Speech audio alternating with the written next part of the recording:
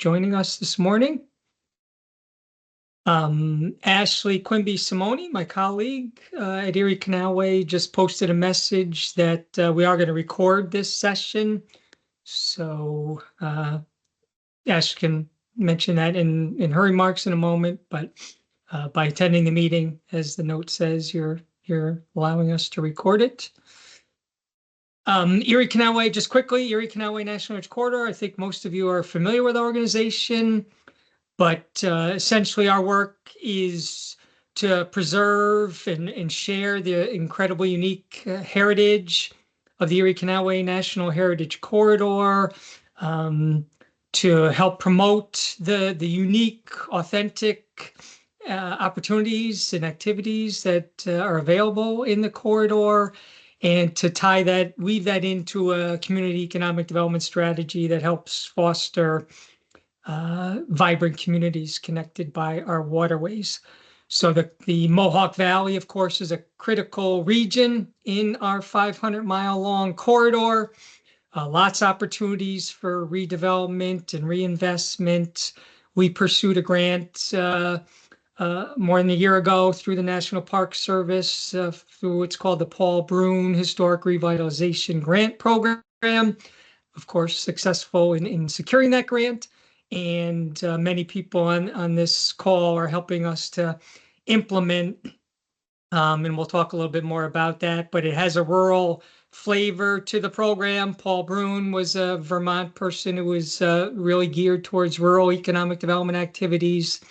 And of course, it's focused on buildings and renovations, rehabilitation, all again in the context of trying to foster economic development in Mohawk Valley communities. So we're excited to be presenting about the preservation standards component of the program today, and we'll talk more about that in a second. Our partners, key partners, are the Preservation League of New York State, National Grid, Montgomery County, New York State Canal Corporation are all partners at the table. But perhaps most importantly, the New York State Office of Parks, Recreation, and Historic Preservation, and the State Historic Preservation Office. And we're gonna introduce Fran in a moment, and she's representing, again, the State Historic Preservation Office, and has a lot to share today with you. I also want to acknowledge and thank Michael Zimmerman, who is a Senior Vice President with the Harrison Studio, who is now our main liaison on a day-to-day basis for this project. So if you have questions about the program, etc., Michael is your go-to person. So thank you, Michael, for joining us, and hopefully you know how to reach him. Again, we're excited to share preservation standards with you today. Fran's going to lead us through that. But before I turn it over to Fran, Ashley Quimby Simoni is just going to share a few protocols with you before we start. Ashley? Thanks, Bob. Good morning, everybody. In terms of meeting protocols, we're going to hear from Fran first, as Bob mentioned, and then we're going to take questions at the end. So please put your questions in the chat. We're going to keep everybody muted who's not a host for the duration of today's presentation. We'll post links and things in the chat if it's appropriate or it helps answer your questions. So be sure to have the chat open as she's going through the presentation. Today's meeting is recorded, as Bob mentioned, and at the conclusion of today's meeting, we will be posting it on our website too, so you can go back and reference today's session as well. Great. Thank you very much, Ashley. Does anybody have any questions? Or if you do, you can chat. Ashley will respond promptly, I'm sure. So without any further ado, Frances Stern is the Historic Site Restoration Coordinator and the statewide Certified Local Government Coordinator for the Division for Historic Preservation at the New York State Office of Parks, Recreation, Historic Preservation. So Fran is an expert on the Secretary of the Interior's rehabilitation standards that are a very important component of this Mohawk Valley Historic Revitalization Grant Program. And Fran's going to take us through a presentation and share with you the standards. And again, we'll be happy to answer questions after Fran gives us her presentation. Fran, the floor is all yours. Awesome. Thanks for having me. Can everybody see my screen okay? Awesome. So thank you for having me, and thanks everyone for joining us this morning. I'm from the New York State Office of Parks, Recreation, and Historic Preservation, also called OPRHP, which is kind of a mouthful. But within that, see if I can get these to advance.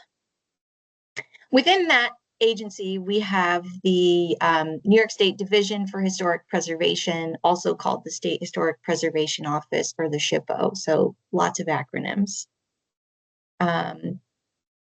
And we already had a word on our program partners, but I just wanted to take a moment to thank all the program partners at the table, because there's a lot of different entities here that we'll talk about today that are helping to utilize these important grant funds. So I represent Parks, Recreation, and Historic Preservation. We, of course, have the Erie Canalway National Heritage Corridor, which is why you're all here today. We have the National Park Service, the Harrison Studio, among others. So thanks very much, everyone, for your work here. So we're going to talk about a whole bunch of things today. We'll set some larger background context for a lot of the forces that are coming together to make some of the grant projects happen. We'll talk about the National Historic Preservation Act of 1966 as kind of the origins for a lot of the preservation movement in America. We'll talk about the role of the State Historic Preservation Office and the National Park Service, the National Register of Historic Places, which is an important preservation tool that also leads to grant funding, like the program that we'll be discussing. We'll talk a little bit about the consultation process for the Mohawk Valley Rural Historic Revitalization Grants. We'll talk about the Secretary of the Interior standards, which is the most general content of this presentation, and it's something for you to have in your back pocket as you're thinking about a potential grant project. And we'll also talk about preservation covenants for these grant projects and some of the requirements for those. So a lot of different things, but hopefully all this will make sense as we go through this talk. So to start, the National Historic Preservation Act of 1966 was passed to help preserve and recognize archaeological and historical sites in the United States. So basically, when this law was passed, preservation of historic structures became a federal priority. With this, the National Park Service was created, as well as a network of state historic preservation offices across the country. So every state has a SHPO. The Act also created the National Register of Historic Places and the Advisory Council on Historic Preservation. It made federal agencies responsible for stewardship of historic resources, and it set up consideration and consultation on federal undertakings, which is a project that is going to impact a historic resource. So in all of this, you have the State Historic Preservation Office as a partner in historic preservation. And our office has a bunch of different roles and a very robust staff and a set of territories that go along with all the territories in New York State. So our office helps to administer the National Register of Historic Places, as well as the Historic Survey Program. We offer our own grants. We offer tax credits for historic properties. We provide general preservation assistance. And we review and comment on projects that are receiving federal or New York State funds or require federal or New York State licenses or permits. So some examples of projects that come to our office for review and consultation include things like Department of Transportation projects, Federal Highway Administration projects, things like New York Main Street, Homes and Community Renewal, Army Corps, State Education. There's a whole bunch of different types of projects that we see and review normally. And that also includes grant funding from state or federal sources, and the origin of these grant funds is federal. So that's why our office has a role in this process. So the other thing that came out of the National Historic Preservation Act of 1966 was the state and national registers of historic places. These are the official lists of properties that are significant in New York State and American history. So the designation at the state and national level means a bunch of different things. It's honorific. It's the gateway to many historic preservation benefits. It can open up opportunities for grants, such as this one. And it's also the trigger to required consultation. So it does offer a measure of protection of historic resources. There's a lot of reasons to have properties listed on the National Register. It's a good planning tool. It provides greater consideration in public planning. It protects against negative impacts from state and federal projects. It opens up eligibility for grants, as we discussed, and tax credits. It can also create a valuable public archive and educational resource, and it has some intangible benefits too: prestige, civic pride, increased awareness. Folks tend to stop and look if they see a landmark sign that says this is listed on the National Register of Historic Places. There are a lot of different things that can be listed on the National Register, including buildings, structures, objects, sites, and historic districts. The entire New York State barge canal system is listed on the register, as an example. In order to be eligible for the National Register, properties have to meet one or more of the 4 criteria. They have to either have an association with broad patterns of history, significant people. They have to embody distinctive characteristics of architecture, or they have to be archaeologically significant.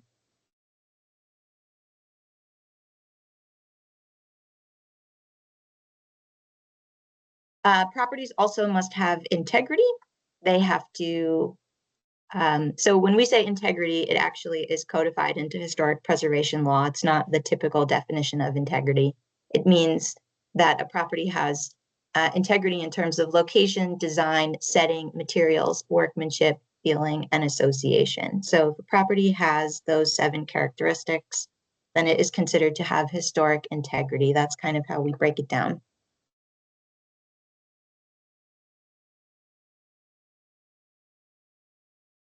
So when we talk about required consultation for projects that are receiving state or federal funds, the final goal is to ensure that the integrity of historic resources remains intact. So if someone is doing a project to change or modify a historic resource for modern purposes, the goal of that consultation is to make sure that through that project or process that it retains its historic integrity. So the origins of the Mohawk Valley Revitalization Grant Program comes from the Paul Brune Historic Revitalization Grant Program, which Bob spoke a little bit about at the beginning of our meeting. This is a National Park Service grant program that is open to state historic preservation offices and nonprofits, other entities across the country. It was named in honor of Paul Brune, who was a preservationist in Vermont, who founded the Preservation Trust of Vermont and was very instrumental in preservation movements in rural places. So the goal of this program is economic development in rural communities through building rehabilitation. The funds from the National Park Service are available to eligible entities like the Erie Canalway for the specific creation of subgrant programs. So the subgrant program in question here is the Mohawk Valley Historic Revitalization Grant Program, which is being administered by the Erie Canalway in conjunction with the Harrison Studio. So when funds are awarded from this program, because the origin of the funds is from a federal source, the National Park Service is going to conduct what's called a Section 106 review of all of the grants that are awarded. And then the New York SHPO will have to issue a concurrence letter so that we are stating that we either agree or disagree with the National Park Service findings about the impacts of that project. And again, the goal is just to make sure that through these rehabilitation projects, that the historic integrity of the resources in question remains intact. That's the whole point. So we will talk a little bit about the required consultation if you're awarded a Mohawk Valley grant. And I'm very glad that Bob and Michael and Ashley will be here to answer questions about the specific program requirements, because the New York SHPO's role in this is, again, as just a partner or a facilitator of some of these. So when funds are awarded from the Mohawk Valley Historic Revitalization Program, you'll get to work on starting your consultation. You'll have to submit plans and specs for review at both the initial and the 75% design phase. And this is to ensure that the project is progressing as it should according to historic standards. Plans and specifications will be submitted directly to the National Park Service for these phases. In order for the project to actually happen, NPS has to issue an effect finding on the project. They have to determine that the project will have no adverse impact to the historic resources. So they will conduct this review and send a notice to the State Historic Preservation Office, at which time we will also review the project and issue a concurrence letter or a decision based on their decision. So once your grant contract is executed, we will also help draft a preservation covenant. This can kind of happen simultaneously. And the work will begin and proceed when all of the grant program requirements are met and you get official authorization from the Erie Canalway National Heritage Corridor. So there'll be a lot of things happening at one time, but some of these processes we can take care of simultaneously. Once the work phases conclude, if there's any conditions that have been set as part of the review, we'll have to ensure that those conditions are met. And then you'll work with the Canalway to seek reimbursement for the grant project.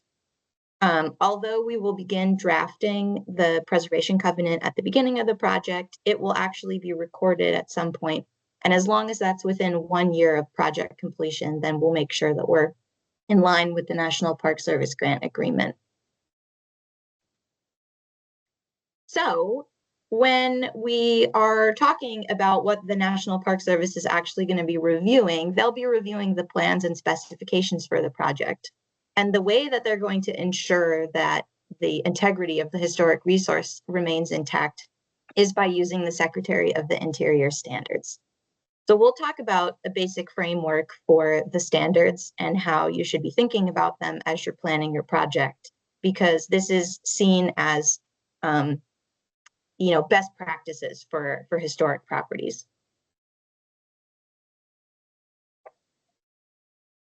So the Secretary standards are a series of guidelines that have been issued by the National Park Service that guide decision-making about work or changes to historic properties. And although there's 10 standards, we can boil it down to 3 basic concepts: retain existing historic materials, repair damaged historic materials, and only replace if materials are deteriorated beyond repair, and replace in kind if possible. So those are the basic concepts. There's 10 standards. They're the most widely used treatment standards for historic building projects. They apply to both interior and exterior rehabilitation work. And for these Mohawk Valley projects in particular, the Park Service will be looking at the whole building. These are a list of guidelines. They're not a list of specific treatments or prescribed limitations. It basically just establishes this philosophy for historic preservation. There's a lot of information about the standards available online here. There are standards for preservation, restoration, reconstruction, and rehabilitation. We're going to specifically talk about rehabilitation because those will be the standards that you're using for these projects. And if you'd like more specific information about certain types of building treatments or accepted technical information, there's a lot of technical information available on the Park Service website through the National Park Service preservation briefs. So if you'd like to understand best practices for treatments like masonry or painting or almost anything you can think of, energy efficiency, there's a whole set of preservation briefs that go with those. So standard number 1 basically says that a property shall be used for its historic purpose or be placed in a new use that requires minimal change to the defining characteristics of the building, its site, and its environment. The original and continued use is best, but it's not always realistic. So we should think about compatible uses with minimal necessary changes. So if we look at some different examples of compatible new uses, here we have, so first of all, this is an old railway station that was used as a restaurant. Using it as a restaurant didn't involve major changes to character defining features of the building, so it was considered a compatible use. Another example, we have a former hospital, now turned School of Architecture. A former chapel that is now a library and computing center, so you can see the interior is largely unchanged.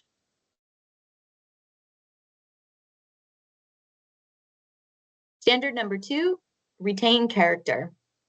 The historic character of a property shall be retained and preserved. The removal of historic material or alteration of features and spaces that characterize a property shall be avoided. So here you can see a preservation project from a building in Syracuse where the exterior character has been so dramatically altered. They have removed a lot of elements that gave this building historic integrity originally. And those are things that you want to avoid in your preservation project. This is another example. This is an academic building that was built in the 1960s. And when it was renovated in 2008, you can see that although they chose fenestration that is similar, it's not the same. So the character has been altered. Standard number 3 says that each property shall be recognized as a physical record of its time, place, and use. So basically, you don't want to create a false sense of history by adding conjectural features or architectural elements from other buildings, because this can be confusing. So one half of this building was given an earlier treatment that is not authentic, while the other half retains its original mid-19th century appearance. Many of you might have historic photographs of your building. It's okay if you don't. Sometimes they simply don't exist. But historic photographs can provide valuable evidence of how historic structures appeared in the past. Every building listed on the National Register has a period of significance. Sometimes the period of significance can be quite long, so it might have an early period of significance that extends all the way until a more recent date. Standard 4 says retain significant changes, because this also recognizes that properties change over time, and sometimes those changes acquire historic significance in their own right. So this is an early 19th century row house that had a story added sometime later in the century. So the alterations basically tell an important story of the building. And this is another example of a building that changed over time, but those changes became historic as well. It's an 1810 warehouse that was remodeled in 1899 and converted to a library. So it's had some features added that help to tell the story of its past. Standard number 5 says to preserve historic fabric. So distinctive features, finishes, techniques, craftsmanship, things that help to characterize a property shall be preserved. You want to avoid demolition of interior and exterior moldings, intact plaster, character-defining doors and windows, etc. And you should treat distinctive features sensitively. So if your building has distinctive features, they should remain intact as part of your preservation project. Standard number 6 says repair, don't replace. Replacement is only deemed appropriate if the original feature is deteriorated in kind or deteriorated beyond repair. Replacement in kind is preferable. So the new feature should match the old in design, color, texture, and other visual qualities where possible. If there are features of the building that are missing, you don't want to just add those without any historic evidence. So documentary, physical, or pictorial evidence, like a historic photograph that shows that there was a missing feature, is the best way to go if you're thinking about reconstructing something. And when we talk about repair, don't replace, this is a more modern example of a building that has changed so much that we can't really tell that much about it anymore. It's had vinyl siding, vinyl windows, replaced porch elements. Its character is completely altered, and it makes it really difficult to see and understand the history of this structure. So that is something that should be avoided. Standard number 7 basically says do no harm. Chemical or physical treatments such as sandblasting that cause damage to historic materials shall not be used. The cleaning of structures, if appropriate, shall be undertaken using the gentlest means possible. If you're working with historic buildings and historic materials, there are special concerns for those.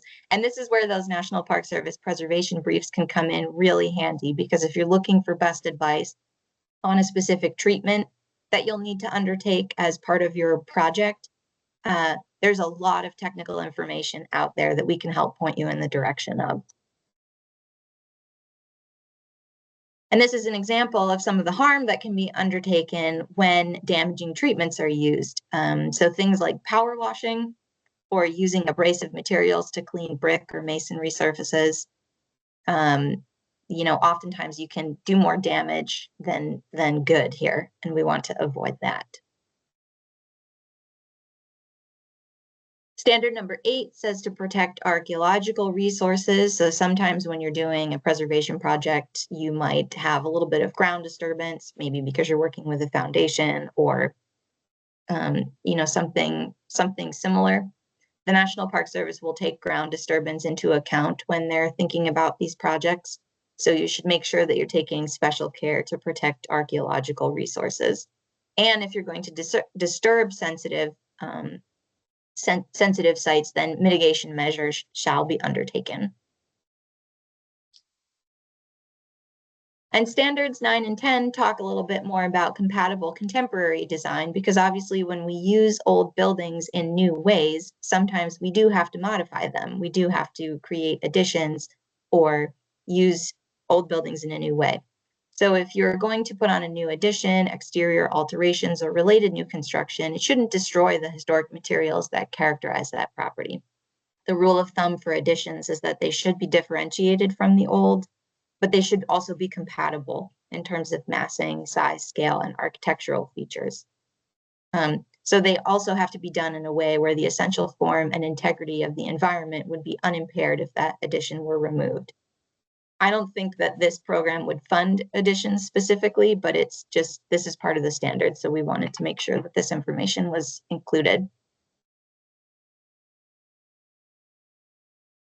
So then again, after we've gone through the 10 standards, we go back to the 3 basic concepts that come out of those 10 standards. We talked about how you should retain existing historic materials, repair damaged historic materials, and replace only if deteriorated beyond repair and in kind if possible.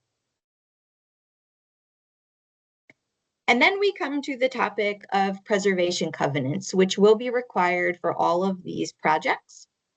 A preservation covenant is basically a way for the National Park Service to protect its investment in. So they have given grant funding to your project. They want to ensure that that project and property will remain protected for a defined length of time after that project is complete. And that's where a preservation covenant comes in handy. The covenant is held and monitored by the OPRHP.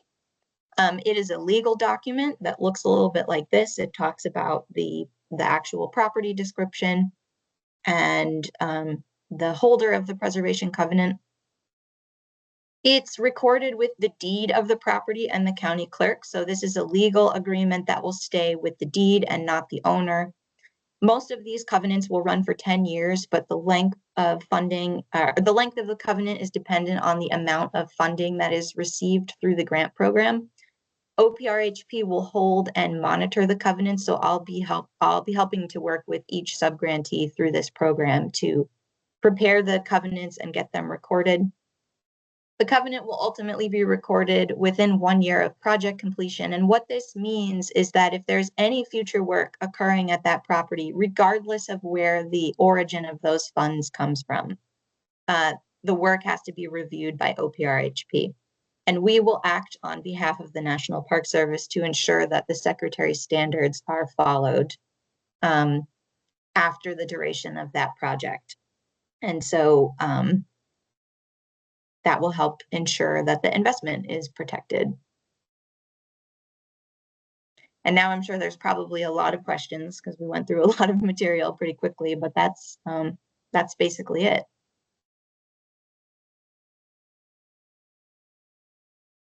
Thank you very much, Fran. Yeah.